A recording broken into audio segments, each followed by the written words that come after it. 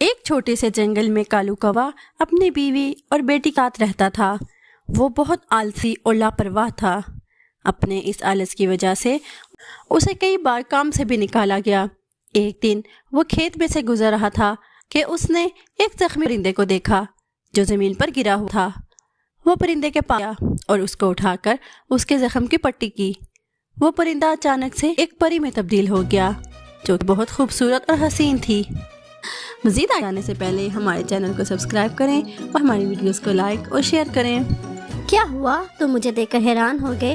ایک جادوگر نے مجھے سزا کے طور پر جادو کر کے مجھے پری سے پرندہ بنا دیا تھا۔ تب سے میں اسی طرح تھی۔ میرا جادو اس وقت ختم ہونا تھا جب کوئی سچے دل سے میری مدد کرے گا۔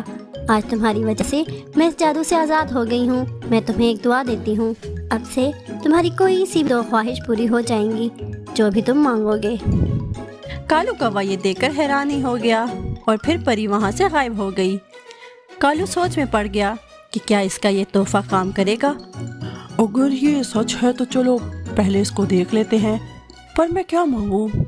کافی دیر سوچنے کے بعد ہاں، مجھے گنے کا شربت پینے کا دل کر رہا ہے۔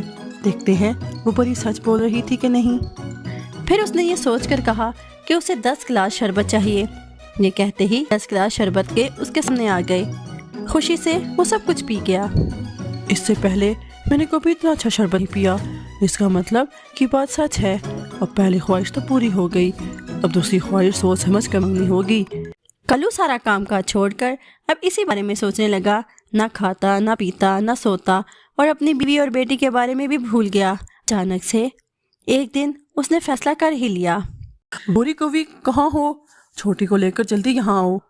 ان کے آتے ہی آنکھیں بند کی اور دعا کرنے لگا۔ میرے گھر کے اوپر سونے کی سکوں کی برسات کرنا۔ اس کی بیوی اور بیٹی اس کو دیکھ کر حیران ہو گئی کہ شاید کالو پاگل ہو گیا ہے، پر اسی وقت کالو کے گھر کے اوپر سونے کے سکوں کی برسات ہونے لگی۔ یہ دیکھ کر خوشی سے جھوم اٹھا۔ کالی بیٹی اور بیوی بھی یہ سب دیکھ کر حیران ہو گئی۔ جنگل کے اور پرندے بھی یہ دیکھ کر اس کے گھر کے پاس جمع ہو گئے۔ پھر پورا گھر بھرنے کے بعد وہ برسات رک جاتی ہے۔ سب لوگوں نے کالو کی کہانی پر یقین کر لیا۔ دیکھا آپ نے، اب میرا گھر سونے کے سکوں سے بھر گیا ہے۔ اب مجھے کام کرنے کی کوئی ضرورت نہیں ہے۔ اب میں عمر بھر خوشی سے رہتا ہوں۔ کالو کی بیوی یہ سوچنے لگی کہ وہ کالو پر ترس کھائے یا اس پر غصہ نکالے۔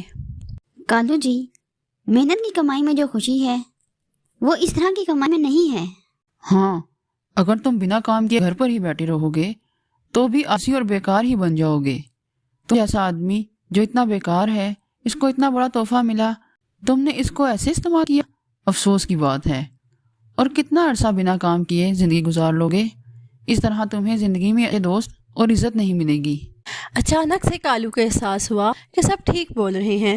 اس ایمانداری سے سونے کو گاؤں کے ہر گھر میں بانٹ دیے اور تھوڑا سا اپنی بیٹی کے لیے بھی رکھ دیا۔ اس دن سے اس نے گھر کی اور کام کی ذمہ داری لے لی اور محنت سے کام کرنے لگا۔ اس وجہ سے جلد کالو نے معاشرے میں اپنا نام بنا لیا اور احترام حاصل کیا۔ اسے پتہ چل گیا کہ جو خوشی میں ہے وہ محنت کے بنا نہیں ہے۔